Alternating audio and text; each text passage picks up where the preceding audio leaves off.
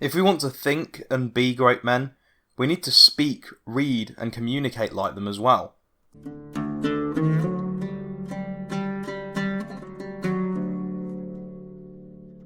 Now, what exactly does it entail to speak and to communicate as a great man?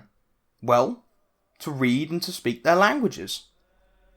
If you can achieve that, then you can read what is written about them and what they have written from the horse's mouth.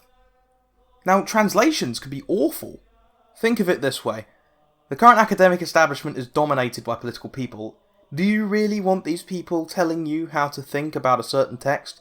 Do you want some SJW in a small office in a second-tier university telling you what Plato said? Or do you want to go read it yourself? The Bible is probably the perfect example of this, because there are literally thousands of translations of the Bible, and only maybe a dozen good ones. The premier one in English being Duarim Shalona. But they get really, really terrible.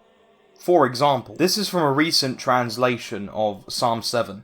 Look at that guy. He had sex with sin. He's pregnant with evil. Oh look, he's having the baby. A lie baby. See that man shoveling day after day, digging, then concealing his man-trap down that lonely stretch of road? Go back and look again. You'll see him in it head first, legs waving in the breeze.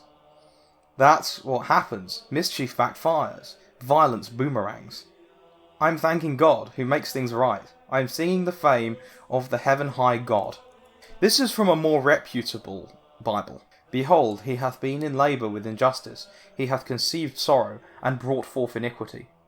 He hath opened a pit and dug it, and he is fallen into the hole he made. His sorrow shall be turned on his own head, and his iniquity come down upon his crown. I will give glory to the Lord according to his justice, and will sing to the name of the Lord the Most High. So guys, what do you think? Do you think it's a little different? Do you think that maybe having sex with sin and having a lie baby is a little bit of a misrepresentation of what the source is actually like? Now imagine this applied to everything. Imagine this applied to all of your favourite books from other languages. Now why would you want such an incompetent translator telling you what to think when they could be doing things like this? And how would you know the difference if you don't know the language? Would you spend all of your time looking into the documents, or would you rather just have the skill there? The only way to really solve this is to learn the language, and to learn it as the men would have learnt it themselves. In other words, avoiding grammar tables and avoiding these large textbooks full of grammar tables and declensions and conjunctions of different verbs and stuff like that, because that bores people to tears, and it bores me as well. It also makes it a heck of a lot harder than it needs to be. Instead, what I'm starting to do is a technique I discovered from a 17th century cardinal called Cardinal Mezzofanti. Now, Cardinal Mezzofanti, by the time he died, was fluent in over 30 languages and spoke 60 of them. He was a hyper-polyglot. Now, how did he get to this level? Well, when he'd meet somebody of a new culture with a new language, he'd ask them to translate the Our Father prayer into their language, and then he'd study it. In fact, he got so good at this that he became able to speak Ukrainian in 2 weeks at one point. And he did this with all sorts of different languages that you'd think were really difficult, like Arabic, Masoretic Hebrew, Koine Greek. Go look into the guy, he's really interesting. In fact, I stumbled across a pretty good channel that's quite small when I was looking into things for this video, called the Mezzofanti Guild, where the guy takes the concepts from Mezzofanti and expands them out. And he comes up with this solution called chunking, where you learn I want, or I need, or like quiero, puede, and stuff like that in Spanish. And he says basically learn that, then learn the nouns, and then learn to construct the sentences as a baby would. And this has led to some pretty spectacular results, which I'll let you check out on his channel.